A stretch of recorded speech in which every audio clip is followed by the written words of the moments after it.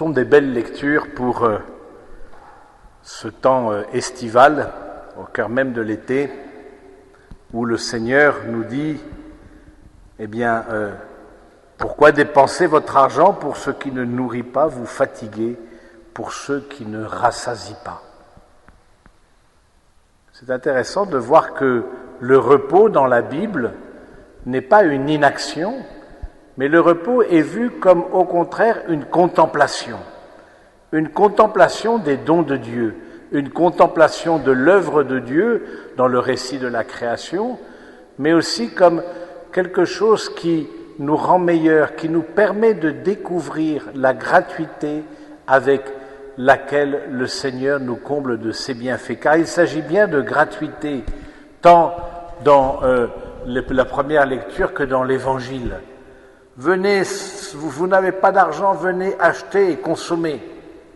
On aimerait qu'il y ait beaucoup de publicités qui nous reprennent ce verset du livre d'Isaïe. Malheureusement, chaque fois qu'on part faire des courses, c'est bien de l'argent qu'il faut sortir, mais c'est nous dire qu'il s'agit d'une autre réalité. Il s'agit d'une réalité spirituelle. Venez prendre ce qui vous rassasie. Venez prendre ce qui vous nourrit. Et se reposer, c'est accepter ou découvrir d'abord qu'est-ce qui me rassasie, qu'est-ce qui me nourrit. C'est pas facile de savoir qu'est-ce qui nous repose profondément. C'est certainement pas l'accumulation d'activités et de tomber dans un activisme frénétique. Tout ce qu'on n'a pas pu faire pendant l'année scolaire, eh bien on va le faire et on va de visite en visite, de voyage en voyage, etc. Est-ce que c'est vraiment ça qui nous repose? Et il faut apprendre à voir qu'est-ce qui nous rassasie, qu'est-ce qui nous recrée, la récréation, qu'est-ce qui nous recrée, qu'est-ce qui refait nos forces? Eh bien, le Seigneur nous dit, voilà, découvrez d'abord la gratuité des dons de Dieu.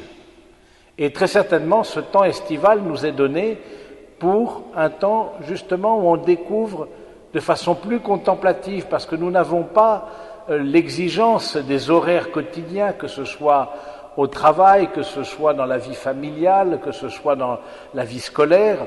On n'a pas ces exigences au cœur même des vacances. On a une certaine latitude.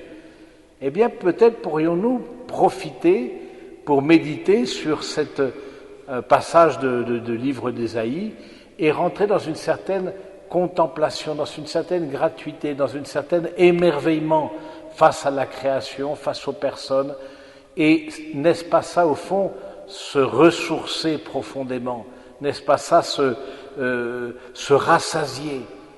Et le prophète Isaïe, déjà de son temps, et c'est encore plus vrai aujourd'hui avec la société de consommation, eh bien voilà, nous invite à mettre l'accent sur cette contemplation qui nous refait les forces, qui nous repose, qui nous recrée, qui fait de nous des personnes nouvelles, pour reprendre force pour le chemin. C'est un peu aussi ce que le Seigneur lui-même voulait faire, parti en barque pour un endroit désert à l'écart.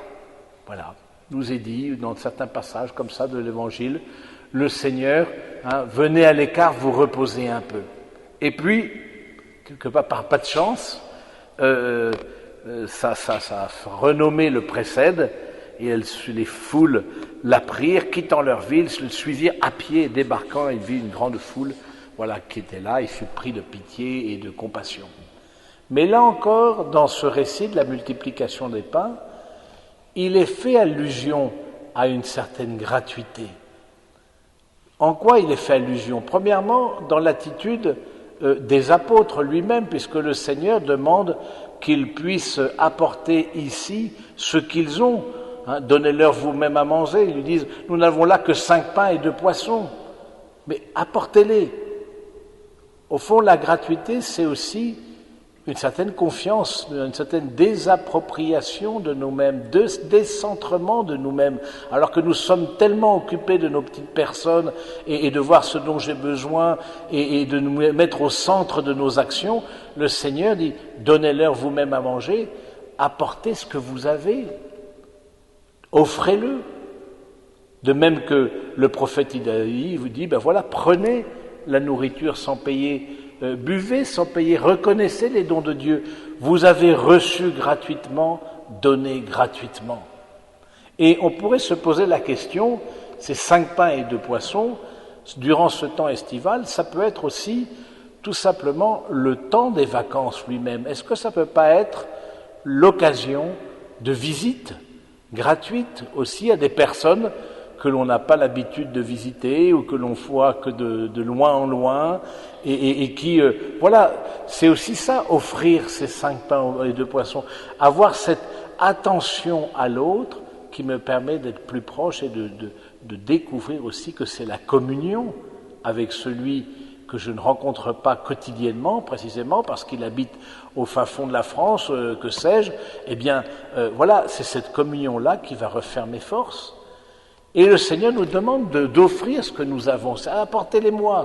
N'ayez pas peur quelque part de tout. Il y a une condition pour que notre vie soit féconde, c'est offrir, s'offrir soi-même, perdre pour gagner.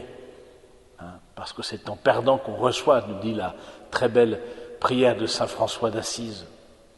Oui, nous pouvons être invités durant ce temps estival à nous poser la question, quelle place on va laisser au décentrement de nous-mêmes et quelle place on va laisser à la confiance, ou est-ce que tout est déjà programmé, millimétré, tout est déjà bien organisé, qui fait que voilà, il n'y a plus de place pour la prévidence, il n'y a plus de place pour la désappropriation, il n'y a plus de place pour offrir ces 5 pains et ces 2 poissons que nous avons tous et dont le Seigneur a besoin parce que sans eux, il n'y aurait pas eu le miracle. Oui, frères et sœurs, nous devons nous poser la question, où est-ce que nous en sommes de cette capacité d'offrande de nous-mêmes, de cette capacité de don, de désappropriation, cette capacité de gratuité. Alors c'est vrai qu'il y a une condition. Il y a une condition pour exercer cette gratuité. Eh bien, c'est la confiance. C'est vrai, c'est pas si évident que ça. On se rappelle la veuve que le prophète lui demande, donne-moi de l'huile, etc. Mais écoute, nous n'avons plus qu'une poignée de farine et un petit peu d'huile, et puis sinon on va faire cuire un pain, on va tous mourir. Mon fils et moi, nous allons ensuite mourir. Donne-moi cette huile, donne-moi cette farine, dit le prophète, et tu verras l'œuvre de Dieu. C'est ce que saint Ignace de Loyola, que nous avons fêté il y a quelques jours, appelle offrir l'Isaac du cœur. Dans des exercices spirituels qui visent au discernement, et prendre des vacances demande un discernement, qu'est-ce que c'est qu'offrir l'Isaac du cœur? C'est-à-dire ce à quoi nous sommes le plus attachés, ce à quoi voilà, 5 pains de poisson pour des milliers de personnes, le réflexe humain, pour moi, le réflexe des doigts crochus.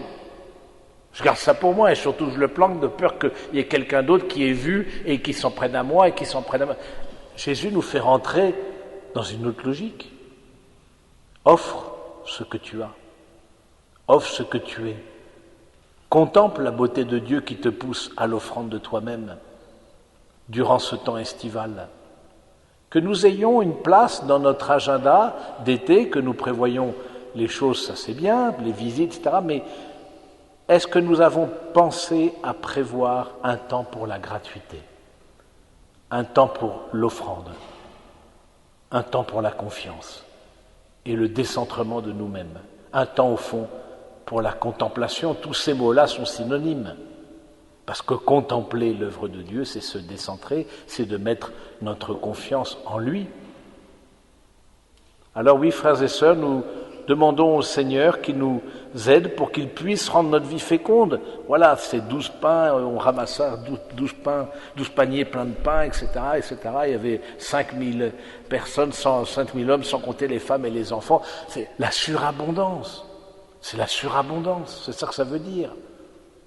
Pour qu'il y ait une surabondance dans notre vie, à un moment donné, il faut accepter de perdre, accepter d'offrir, accepter que ça ne dépende pas de nous, de lâcher prise, rentrer dans la dimension d'abandon, offrir peut-être cet Isaac du cœur, ce à quoi on tient le plus, parce qu'on pense que notre vie en dépend, ce peut-être que l'on a transformé en idole et qu'on a mis à la place de Dieu, du Dieu vivant.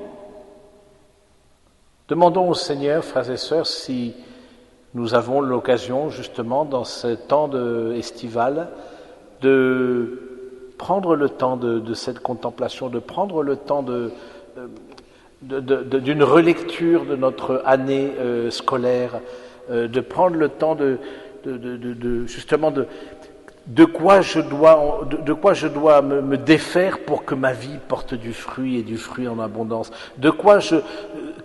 Qu'est-ce que je dois lâcher prise? En quoi je dois lâcher prise? En quoi je dois lâcher prise sur certaines choses pour que ma vie porte du fruit?